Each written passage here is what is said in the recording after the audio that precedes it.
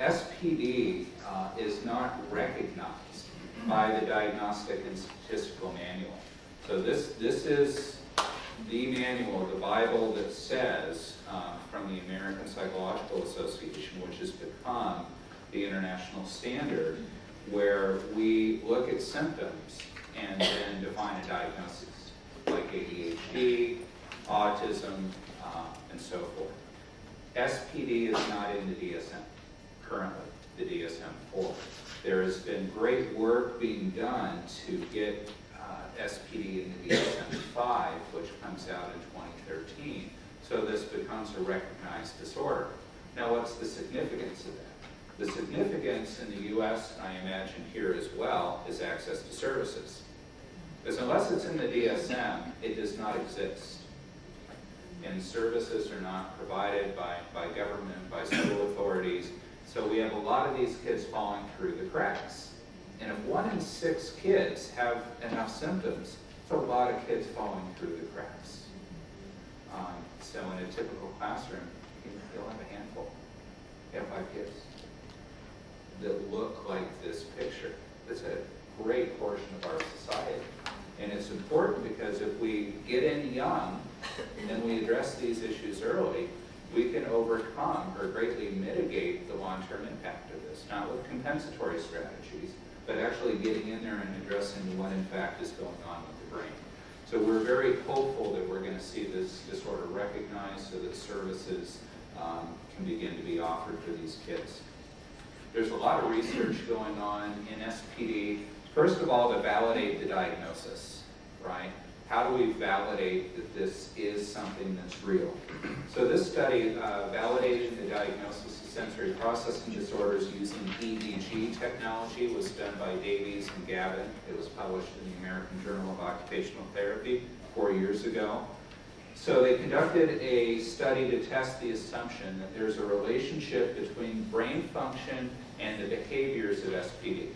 So if we see the behaviors, we're going to see something in the brain that verifies these behaviors are related. So using EEG, which is a measurement of brainwave activity, so you put little sensors on the brain, on the skull, and then these sensors take signals from the brain looking at the electrical activity, and actually shows a pattern of the brain waves that are taking place. And there are certain brainwave patterns that you should see within the brain when it's functioning well versus when there's dysfunction.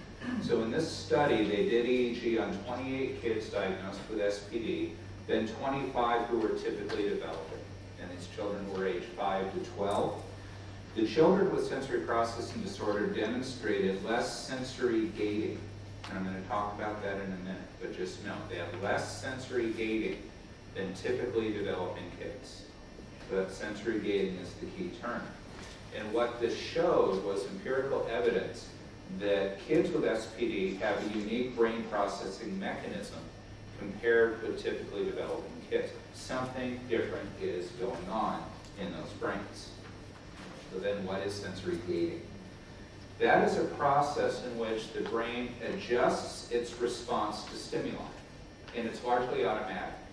So if I clap my hand and then clap my hand again, the brain is going to inhibit that second input, okay?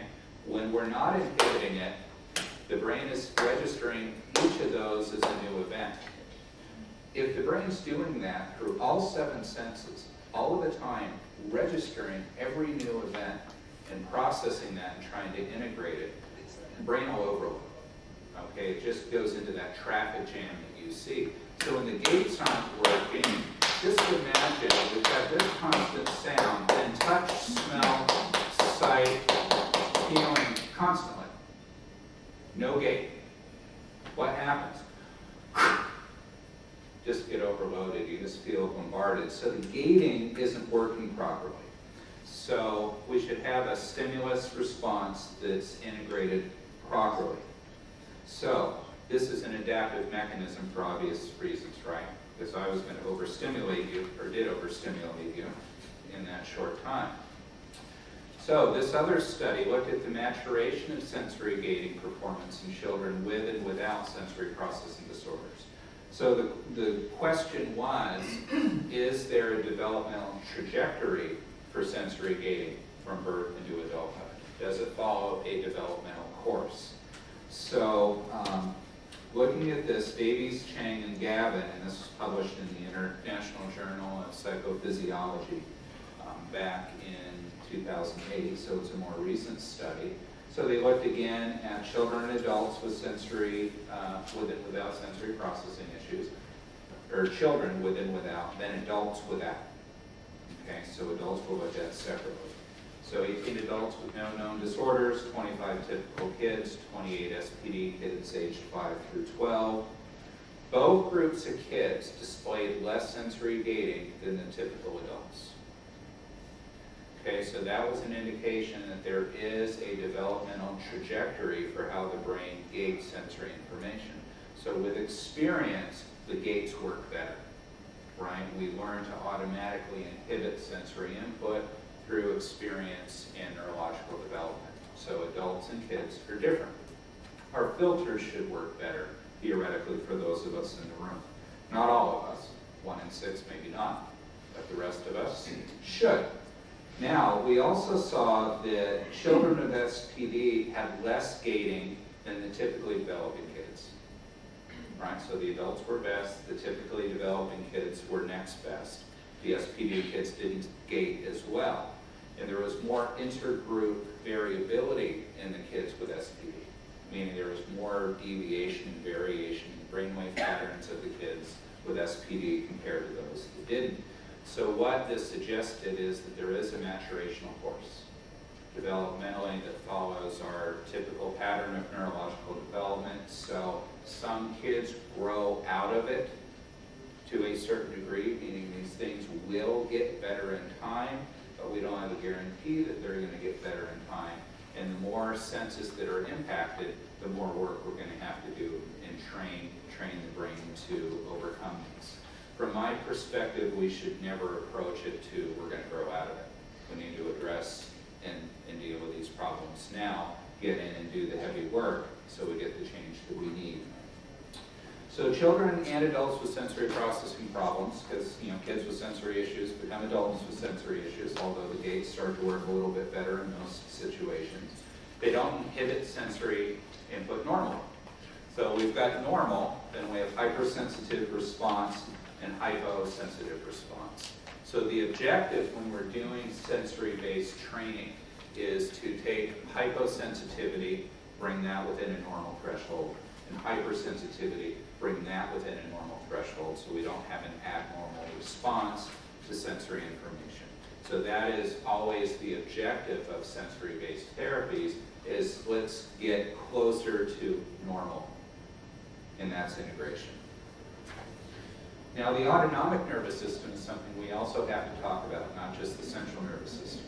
Because the autonomic nervous system regulates our ability to adapt to environmental changes through the modulation of sensory, motor, visceral, and neuroendocrine functions through our parasympathetic and sympathetic branches. So in the autonomic nervous system, there's a parasympathetic branch of the system and a sympathetic branch in the system. And these two function together to help us to adapt and self-regulate and to respond to internal and environmental demands within our life.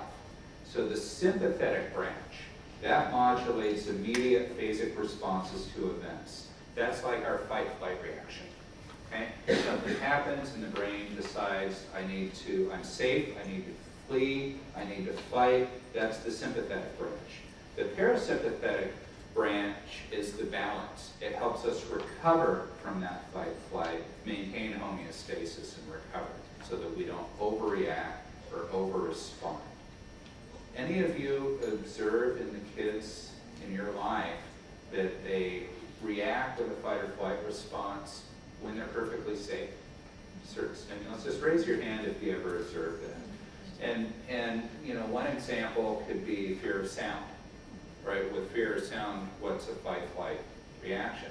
A behavioral response that's over-responsive and uncontrollable, and the kids don't recover in a loud environment or with a sudden onset of sound. Or they have an avoidance behavior so that they or they flee the environment. okay, so that we can see that. So what we want is this balance between the two systems, the sympathetic and parasympathetic, so that they work in partnership with each other. The sympathetic should alert us to danger. Parasympathetic is going to help us regain control so our fight-flight instinct doesn't override reason, right? And often what happens is these kids get triggered and they're beyond reason. You can't talk them through it because their autonomic nervous system is just in survival mode. When you're in survival mode, what do? You don't communicate, you don't listen, you don't make eye contact, you're inconsolable, you're out of control, right? You just feel unsafe. And that's not a good feeling. Leads to heavy levels of stress. So, kids with disturbances in sensory processing, what's the role of the parasympathetic nervous system in these children? So Schaaf, Miller, Sewell, and O'Keefe did a study looking at the parasympathetic nervous system in kids with sensory processing issues to see what was going on there. This was published back in 2003. They studied 15 kids, 9 had sensory issues, 6 were typical kids. And they measured something called vagal tone. Okay, this is the tone of the 10th cranial nerve, which is called the vagus nerve. This is the nerve that actually connects the brain to all the major body organs, except for the spleen. Okay, so this is our internal regulator. When we say we have a gut response or our gut sense, that's that vagal nerve doing its job. So vagal tone is actually a marker of parasympathetic activity. If the tone is right, we know that system's working. If the tone's off, we know it's not doing its job. So it was measured as a baseline. Then the children were presented with a 15-minute sensory challenge. So sensory events were challenging their brain to